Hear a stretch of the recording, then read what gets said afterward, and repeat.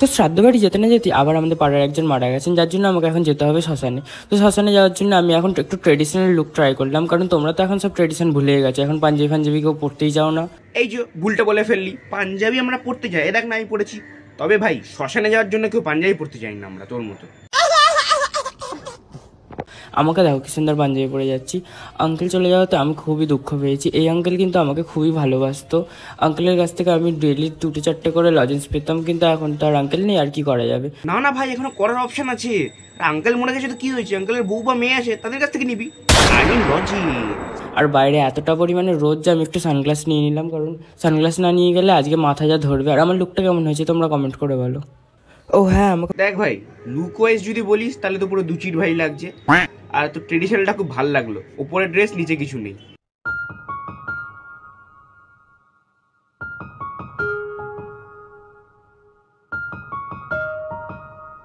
High subscriber, I hope কি তোমরা ভালো আছো। আগের পার্টটা যেটা দেখলে ওটা ইন্ট্রো, মেন ভিডিও শুরু করা যাক। Let's start.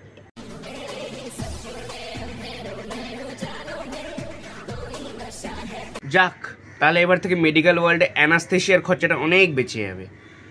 কারণ যারা যারা গেম খেলতে পছন্দ করে তাদেরকে অপারেশন করার আগে একটা মোবাইল দিয়ে দেওয়া হবে, ইন্টারনেট দিয়ে দেওয়া হবে, গেম খেলে ফাটি ফেল, ঝটের বাল।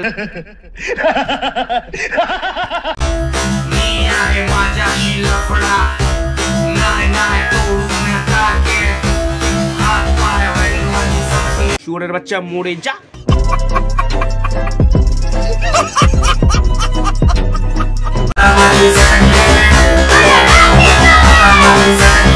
শুয়োরের বাচ্চাগুলো কোথা থেকে আসি, ইস এই আদ্দা আমরা জল জ্যান্ত নৌনাগুলো আমরা কোন ড্রেন থেকে যে উঠে আসে ভগবান জানে। আমার ড্রেনের ঢাকনাগুলো লাগিয়ে দেওয়া উচিত সরকার থেকে, তাহলে যদি এই নৌনাগুলো শুধরে যায়, মানে উঠে আর আসবে না ক্যামেরার সামনে।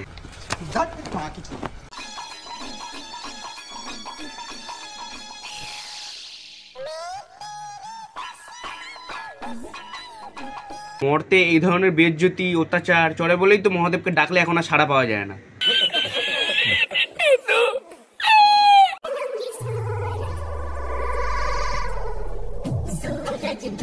এ ভাই বন্ধ কর, এসব দেখবো না বাবা গো, দেখবো না, না না না, এসব দেখলে কাল দিয়ে সূর্য উঠবে না আমার বাড়ির পাশে।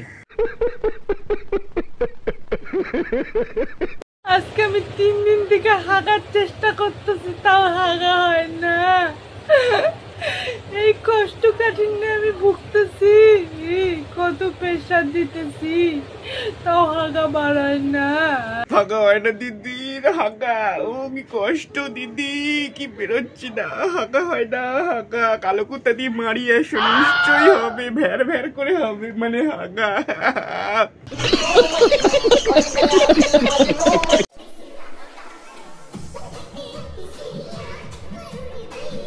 কিছু মনে করিস না ভাই, কোরিয়ার রাস্তার কুকুরগুলো তোর থেকে দেখতে সুন্দর।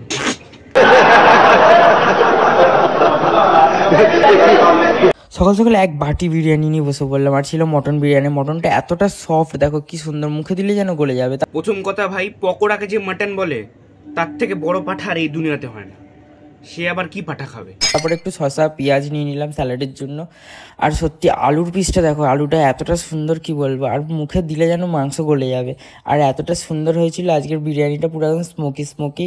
আর শুধু পেঁয়াজ দিয়ে আমি তাড়াতাড়ি করে খেয়ে নিলাম। আর তারপরে আলুটা এত সুন্দর, মুখে দিলেই যেন গলে যাবে, এতটা সুন্দর খেতে ছিল।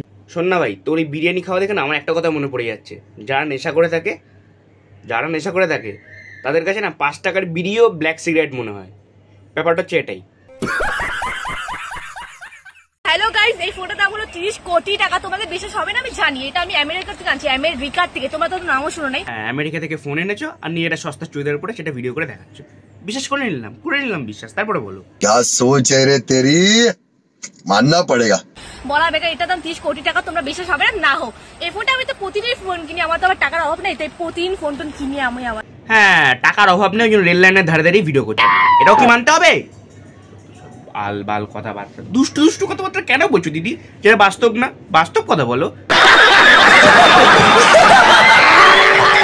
গাইস এইগুলো দেখেছো, এইগুলো কত সুন্দর দেখেছো, এগুলো হলো কলা গাছ। আমার বাবা কলা গাছ পুঁতে রেখেছিল, আর এই যে কত সুন্দর কলা হয়েছে সেগুলো আমি দেখতে এসেছি। তো না, কলাটা সত্যিই খুব ভালো। তবে কাকু 20 বছর আগে কলাটা ইউজ করার সময় যদি ওষুধের দোকানে যেত তাহলে হয়তো তোমার মতো এরকম বুদ্ধিবিহীন একটা জন্তু জীব এই পৃথিবীতে আসতো না।